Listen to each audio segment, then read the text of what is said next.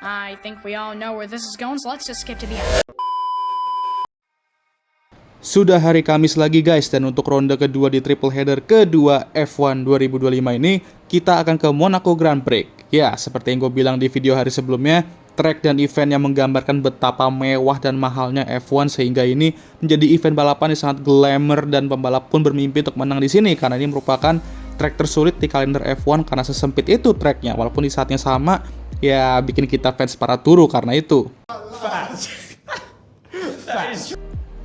Tapi itu akan berarti gue akan skip main prediksi Monaco Grand Prix 2025. Jadi tanpa basa-basi, langsung aja kita mulai.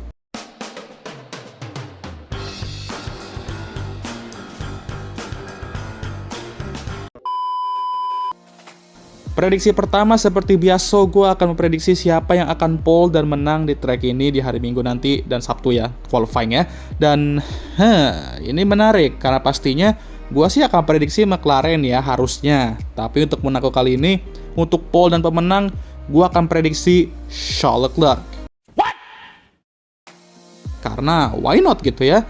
Ya, kembalikan Monaco National Anthem itu di podium dan sebelum balapan juga gitu ya. Please banget deh. Karena gini, tahu sendiri kan, sebelum 2024, Charles tuh selalu apes banget di home race-nya sendiri dan bahkan apesnya itu juga udah ngikut dari zaman dia di F2. Fun fact aja nih ya.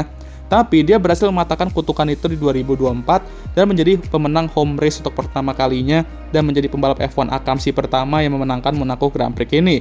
Dan gue berpikir Ferrari bisa lah gacor di sini karena ini merupakan track di mana skill pembalap bisa menjadi faktor kesuksesan dan tahu sendiri Charles one lap pace itu seperti apa kalau mobil itu sudah nyaman untuk dikendarai dan dapat pole bisa dibilang sudah 90% akan menang di hari esoknya. Tinggal strateginya aja jangan bagongkan. Nah, apalagi ini udah harus wajib 2 kali pit stop ya kan. Siapa tahu mobil SF25 itu lebih dibangun untuk di track ini dan pastinya nggak buat kedua pembalap mereka stres mulu. Plus, sejak dia mematahkan kutukan itu ya gue expect dia akan tetap mempertahankan kutukan itu untuk tetap patah sampai seterusnya ya. Untuk podium, gue akan ngisi duo McLaren dengan Oscar P2 dan Lando P3. Jadi mirip-mirip dikit kayak musim lalu, tapi bedanya ya Lando yang kali ini podium. Gue rasa ini bisa jadi podium favorit untuk musim ini lah ya. Duo Leclerc 1-2 lagi, dan Lando bisa terus menjaga momentum dan fansnya nggak ngamuk-ngamuk mulu di sosmed. Paling hatersnya aja yang ngamuk-ngamuk nanti.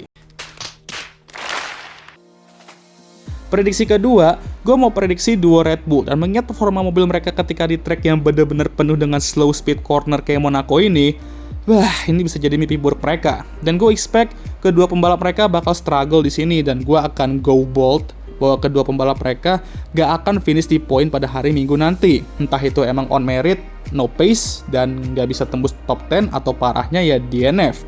Red Bull RB21 itu di tangan Max setidaknya ketika sudah datang ke track dengan beberapa high speed corner bisa menyala dan memberikan perlawanan ke tim-tim lain. Tapi kalau udah ke track yang memiliki beberapa slow speed corner kayak Bahrain kemarin dan sekarang Monaco ini, gua rasa skill yang Max pun udah nggak bisa diandalkan lagi kayak di Bahrain kemarin, di mana Doi itu benar-benar struggling parah dan bisa dibilang langka juga untuk melihat Max struggling itu. Dan ya gue expect hal yang sama minggu ini di Monaco, apalagi ini 90% slow speed corner semua tracknya.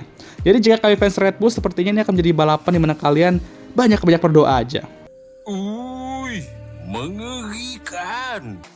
Ya, prediksi ini bisa aja salah total mengingat upgrade mereka di Imola kemarin sepertinya bekerja dengan baik. Tapi ya udah slow aja lah ya. Namanya juga prediksi, nggak usah dibawa serius sekali. Kecuali kalian main begituan ya, jangan. Fun-fun aja kalau prediksi itu. Jangan pakai gambling segala. Prediksi ketiga, gue akan prediksi Williams dan mereka sejauh ini terus-menerus memasak ya. Nggak hanya memasak makanan enak untuk diri mereka sendiri aja, tapi juga memasak tuh kuda poni sampai gosong. Dan gue expect hal yang sama akan terjadi juga di sini. Mereka berdua akan terus memasak dan akan mencetak poin-poin besar dan terus memperjauh gap poin mereka di P5 dari tim-tim papan tengah lainnya. Gue rasa sudah saatnya Williams mulai masuk ke perbincangan kategori tim papan atas ya, atau bisa dibilang berada di posisi Aston Martin sebelum downfall mereka di 2024 itu, di mana mereka merupakan top 5 tim. Ya, sebenarnya gue juga udah prediksi dari awal 2025 kalau ini tim bakal pasti jadi kuda hitam di musim ini karena mereka sudah mengambil Carlos yang memiliki suatu fenomena di mana tim bapuk yang ia sentuh pasti akan berkembang dan terbukti lagi di Williams.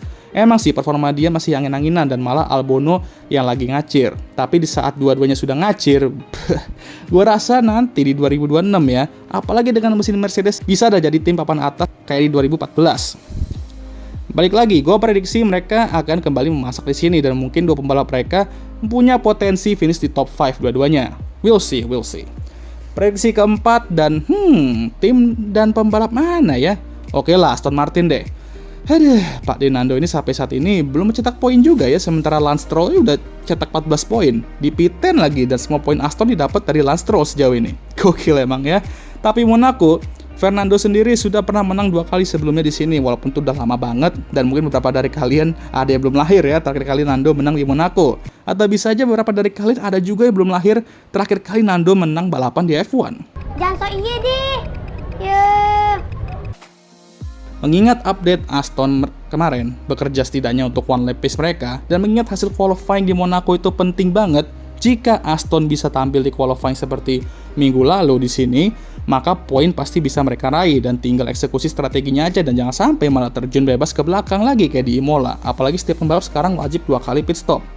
Race pace mereka masih jadi PR, tapi kalau bisa tembus Q3 dan berada di zona P7 atau P8 itu setidaknya harusnya aman lah untuk poin. Dan semoga Nando bisa cetak poin karena jujur aja, sedikit memalukan untuk dia beserta beberapa sesama rookie lainnya belum cetak poin sejauh ini di 2025.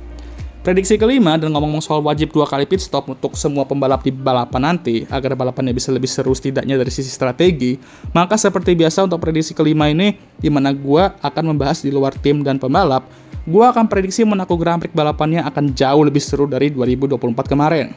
Ya, gue rasa gak bakal bisa lebih boring dari tahun lalu gak sih? Apalagi udah nerapin rule 2 kali pit stop ini. Kalau misalkan lebih boring dari musim lalu, gue gak ngerti lagi. Tapi gue yakin ya tahun ini bisa jadi balapan Monaco pertama dalam sekian lama yang bakal seru, tapi bukan karena cuaca gado-gado, melainkan karena perang strategi, atau bisa aja nanti serunya pas akhir balapan, tapi bukan on track. Di sosmed, Blade fans para pembalap bergelut, jadi mana sekarang lagi kacau-kacaunya seperti biasa. Lama-lama gue rasa F1 fans tuh makin kesini makin toksik aja ya. Kayak setiap weekend tuh pasti ada aja yang toksik, gak terima sama hasilnya. Kayak, bisakah kalian enjoy setiap race week? Saling banter sih oke lah, tapi gak usah sampai nge-hate lah gitu. Tapi kalau soal ngerusuhin budget Colapinto ya itu gak apa-apa sih. Anyway, segitu aja untuk prediksi Monaco Grand Prix ini. Gimana menurut kalian? Jangan lupa like, subscribe agar gue bisa tembus 10k sub sebelum akhir tahun ini. Share video ini dan jangan lupa juga untuk menyalakan lonceng notifikasi agar kalian semua tahu ketika gue ngupload video baru. Jangan lupa juga untuk follow Instagram gue. Oke lah, sudah lelah.